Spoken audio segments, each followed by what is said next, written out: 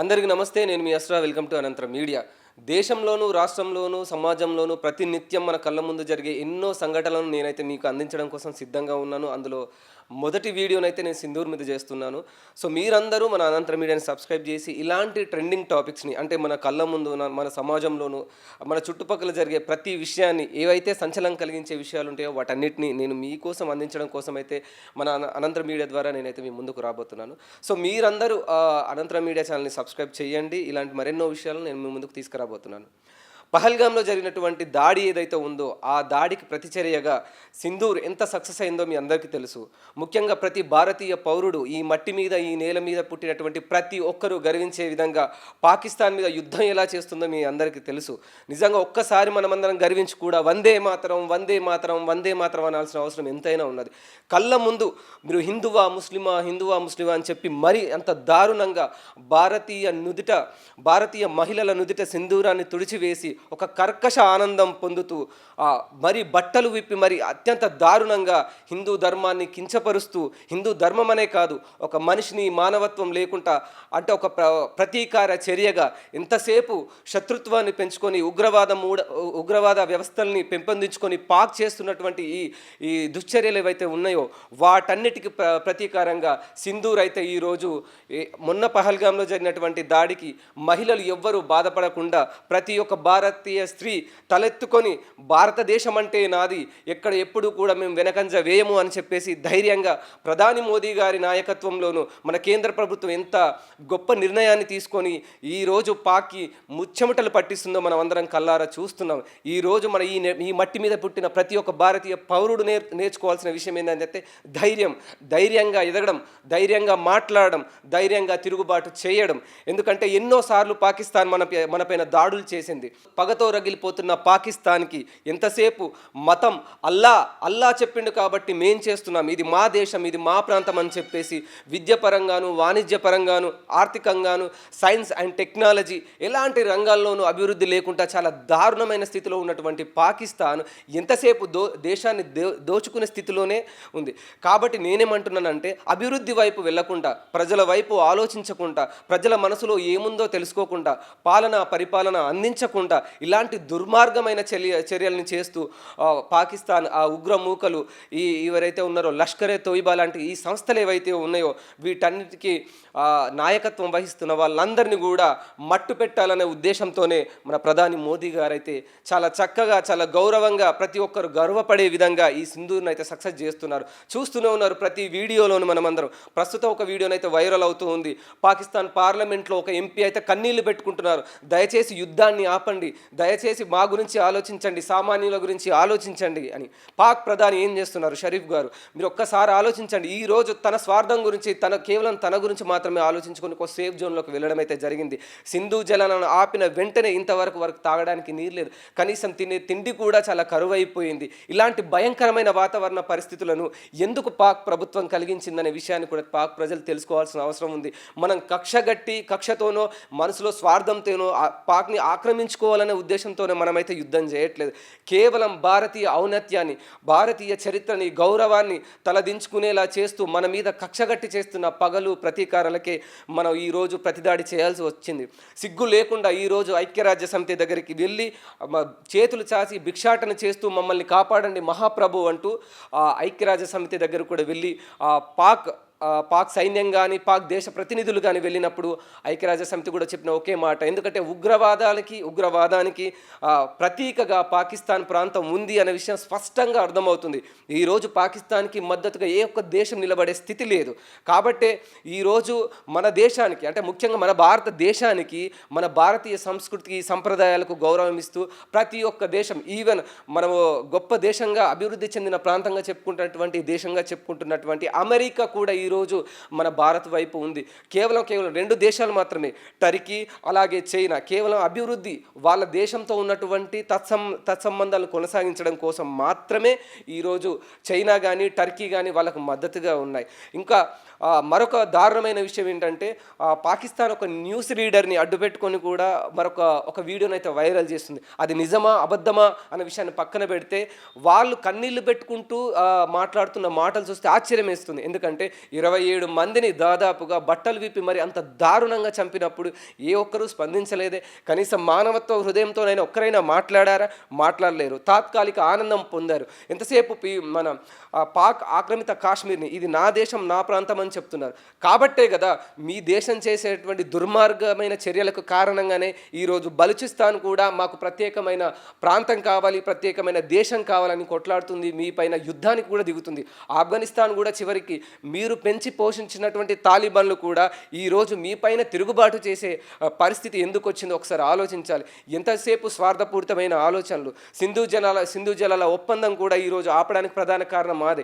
ఎక్కడ కొట్టాలో అక్కడ కొడితేనే పాకిస్తాన్ తగ్గుతుంది. ఈరోజు తాగడానికి నీళ్ళు లేక అలమటిస్తున్న సిచ్యువేషన్, వాళ్ళు తినడానికి తిండి లేక బాధపడుతున్న పరిస్థితి, ఏ క్షణం ఏం జరుగుతుందో తెలియక బాధపడుతున్న క్షణాలు, వీటన్నిటిని ఒక్కసారి పాక్ ప్రభుత్వం ఎందుకు ఆలోచించలేకపోతుందన్న విషయాన్ని మనం అందరం కూడా గమనించాల్సిన అవసరం ఉంది. ఇప్పుడు నేటి తరం, ముఖ్యంగా మన భారతీయ విద్యార్థులకు కూడా ప్రపంచ దేశాల్లో ఏం జరుగుతుంది, అసలు పాక్కి మనకి ఏంటి మధ్య ఉన్న వైరుధ్యం ఏంటన్న విషయాన్ని కూడా మనం అందరం బాగా అబ్జర్వ్ చేయాల్సిన విషయం అయితే చాలా ఉంది.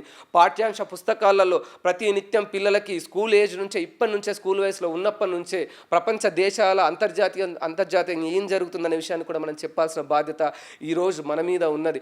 మనకంటే ముందే, అంటే 1947 కంటే ముందే స్వాతంత్రాన్ని ప్రకటించుకున్నటువంటి పాకిస్తాన్ ఈరోజు ఏ రకంగానైనా అభివృద్ధి చెందిన ఒక్కసారి ప్రతి ఒక్క భారతీయ పౌరుడు కూడా ఆలోచించాలని నేనైతే చెప్తున్నా. ఒకప్పటి బిన్ లాడెన్ను పెంచి పోషించింది పాకిస్తాన్ అన్న విషయం ప్రతి ఒక్కరికి తెలుసు, ప్రపంచ దేశాలందరికీ తెలుసు. ఇది నిజం. ఈ నిజాన్ని ఒప్పుకునేంత ధైర్యం పాకిస్తాన్కు ఉందా అని నేను అడుగుతున్నాను. ఒక్క విషయాన్ని గుర్తుపెట్టుకున్నట్లయితే ఈరోజు ఉగ్రవాద స్థావరాలకి మూల కారణం ఎవరు? పాకిస్తానే. ఈరోజు ఆ దేశ వినాశనానికి కారణం ఎవరు? పాకిస్తానే. ఈ విషయాన్ని ఒప్పుకోకపోతే ప్రజలు అక్కడ ఉన్నటువంటి ప్రస్తుత ప్రభుత్వాన్ని కూడా తిరస్కరించే సమయం అయితే వచ్చిందని నేనైతే అనుకుంటున్నాను.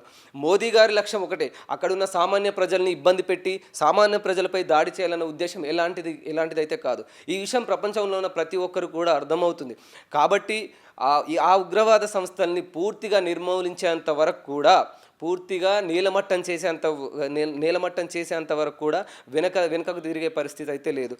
మరి ప్రస్తుతం అంటే నిన్న జరిగినటువంటి విషయంలో చైనా మోడల్ PL-50ను కూడా చైనా సాయం తీసుకొని ఒక రాకెట్ని అయితే మన దేశం మీద ప్రయోగించడం జరిగింది. నిజంగా యుద్ధం వద్దు అనుకుంటే, నిజంగా పాక్ ప్రధాని పారిపోయే పరిస్థితి వచ్చినప్పుడు వాళ్ళు ఎందుకు వెనుకంజ వేస్తున్నారు? దొంగచాటున వాళ్ళు మాత్రం ప్రపంచ దేశాలతో శాంతి కోరుకుంటున్నాం, మాకు ఒప్పందం కావాలని వాళ్ళు ఐక్యరాజ్య సమితికి వినతి ఇచ్చేంత వరకు పరిస్థితి వచ్చింది. కాబట్టి నేను ఒకటే చెప్తున్నాను, ప్రపంచ దేశాల దృష్టిలో ఉగ్రవాదాన్ని మేము పెంచి పోషించట్లేదు, మాకు శాంతినే కోరుకుంటున్నాం, ఆ ఉగ్రముఖలకు మేము స్థావరం ఇవ్వలేదు అంటున్నారు.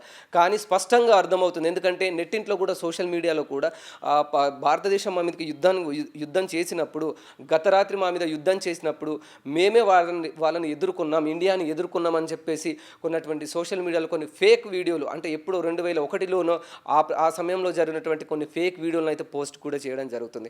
సో పాకిస్తాన్ దగ్గర ఎలాంటి సాక్ష్యము మనల్ని ఎదుర్కొన్నట్టు, లేదా మన యుద్ధ విమానాలను ధ్వంసం చేస్తున్నట్టు కానీ, మన సైనికులని ఎదుర్కొన్నట్టు కానీ ఎలాంటి ప్రత్యక్ష సాక్ష్యం కానీ, ఎలాంటి ప్రూఫ్ కానీ లేదు. ఈ విషయాన్ని కూడా ప్రపంచ దేశాలన్నీ అబ్జర్వ్ చేస్తున్నాయి. కాబట్టి పాకిస్తాన్ దేశం మంచిగా, సంతోషంగా, హ్యాపీగా ఉండాలంటే అక్కడున్న ఉగ్రముఖల్ని అంతం చేయడమే. ఇది ఆ దేశానికి మంచిది, వాళ్ళ దేశ అభివృద్ధికి కూడా మంచిది.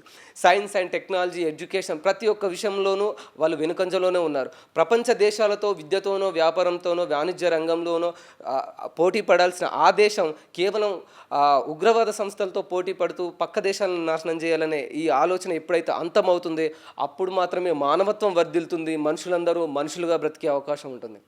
పాకిస్తాన్ ప్రాంతంలో అత్యంత వెనుకబడిన ప్రాంతంగా ఈరోజు ప్రస్తుతం బలూచిస్తాన్ అయితే ఉంది. ఎందుకంటే అక్కడ ఉన్నటువంటి ఆర్థిక వనరులను ఉపయోగించుకుంటూ, అక్కడ ఉన్నటువంటి ప్రతి ఒక్క వనరులను ఉపయోగించుకుంటూ పాకిస్తాన్ స్వార్థపూరితంగా, అంటే ఆ బలూచిస్తాన్ ప్రాంతంలో ఎలాంటి అభివృద్ధి లేకుండా, ఎలాంటి డెవలప్మెంట్ లేకుండా, ఎడ్యుకేషన్ సిస్టమ్ లేకుండా ఈరోజు బలూచిస్తాన్ తిరుగుబాటుకు కూడా కారణం పాకే అయింది. ఎందుకంటే వాళ్ళు కూడా పాక్ నుండి మేము విడిపోవాలని చూస్తున్నారు. కాబట్టి ఈరోజు పక్కలో బల్లంగా పాకిస్తాన్కు బలూచిస్తాన్ మారిందనడంలో ఎలాంటి సందేహం లేదు. సో ఆపరేషన్ సింధూర్ను తట్టుకోలేక పాక్ ప్రధాని పారిపోయి సేఫ్ జోన్లో దాచుకున్నాడన్న విషయం ఈరోజు ప్రపంచ దేశాలు కూడా చూసి నవ్వుకునే స్థితికి దిగజారింది పాక్. ఈరోజు పాకిస్తాన్ ప్రధాని పారిపోతూ ప్రజలకు రక్షణ ఇవ్వలేక, అక్కడి సైనికులకు రక్షణ ఇవ్వలేక, పేద ప్రజలకు రక్షణ ఇవ్వలేక, పాక్ ప్రజలకి కనీస వసతులు కల్పించలేక, తన స్వార్థం చూసుకొని అక్కడ ఉన్నటువంటి ఉగ్రవాదుల స్థావరాలకి కాపలా కుక్కగా ఈరోజు పాక్ ప్రధాని మారి ఏమీ తెలియనట్టు నటిస్తున్నాడన్న విషయం ప్రపంచ దేశాలు చూస్తూ ఉన్నాయి. కాబట్టి అక్కడున్న ప్రజలు కూడా ఈరోజు పాక్ ప్రభుత్వం పైన తిరుగుబాటు చేస్తున్నారన్న విషయాన్ని కూడా మనం ఒకసారి అందరం గమనించాలి. నేను మన దేశంలో ఉన్న ప్రతి ఒక్క భారతీయ పౌరునికి, ప్రతి ఒక్క విద్యార్థికి, ప్రతి ఒక్కరు కూడా నేను ఒకటే చెప్తున్నాను. ఎందుకంటే పాక్ ఇలాంటి దుర్మార్గపు దేశాన్ని అంతమొందించాలంటే ప్రతి ఒక్కరం కూడా మన ఆర్మీకి, మన దేశ సైనికులకు మద్దతుగా ఉండాల్సిన అవసరం ఎంతైనా ఉన్నది. ముఖ్యంగా మన కేంద్ర ప్రభుత్వానికి కూడా అందరి సపోర్ట్ ఖచ్చితంగా ఇవ్వాలి. ఎందుకంటే ఈరోజు ఇద్దరు మహిళల్ని ముందు నిలబెట్టి, అంటే మహిళలంటే ఒక వీర వనితలుగా ఈరోజు వాళ్ళని నిలబెట్టి ఏ నుదుట సింధూరాన్ని అయితే తుడిచారో అదే నుదుట వీర తిలకాన్ని దిద్ది మేమందరం భారతీయ ధైర్యాన్ని ఎప్పటికీ మీరు తగ్గించలేరు అనే విధంగా వీరోచిత పోరాటం చేస్తూ ఈరోజు జయకేతనం ఎగురవేస్తూ జయ హో జయ హో జయ హో మన వందే మాతరం అంటూ మన భారత ఆర్మీ చేసేటువంటి ప్రయోగాలను తట్టుకునే శక్తి లేక ఈరోజు తోక ముడిచింది పాకిస్తాన్. కాబట్టి మనం అందరం కూడా ఈ భావి తరాలకి, భవిష్యత్ తరాలకి సింధూర్ యొక్క గొప్పతనాన్ని, సింధూర్ 2 యొక్క గొప్పతనాన్ని, పాకిస్తాన్ దౌర్జన్యాలని, వాళ్ళు చేస్తున్న ఆక్రమణల్ని, వాళ్ళు చేస్తున్నటువంటి ఈ దొంగ పనులు ఏవైతే ఉన్నాయో మన దేశంలో పాక్ ఆక్రమిత ప్రాంతాన్ని ఎలా అయితే ఆక్రమించుకోవాలని వాళ్ళు అనుకుంటున్నారో ఇలాంటి అన్ని విషయాన్ని కూడా భవిష్యత్తు తరాలకు తెలియజేయాల్సిన అవసరం అయితే ఎంతైనా ఉన్నది.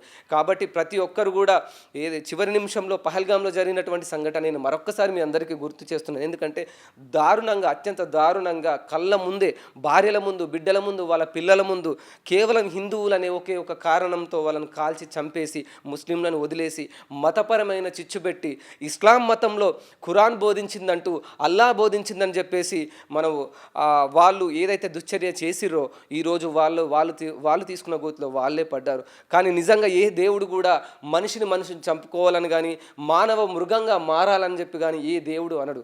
కానీ కేవలం పాక్ ఉగ్రవాద సంస్థలు దాన్ని పాటిస్తూ మన పాక్ యొక్క నియమ నిబంధనలను ఉల్లంఘిస్తూ ఈరోజు చిచ్చుపెట్టే ప్రయత్నం చేశారు.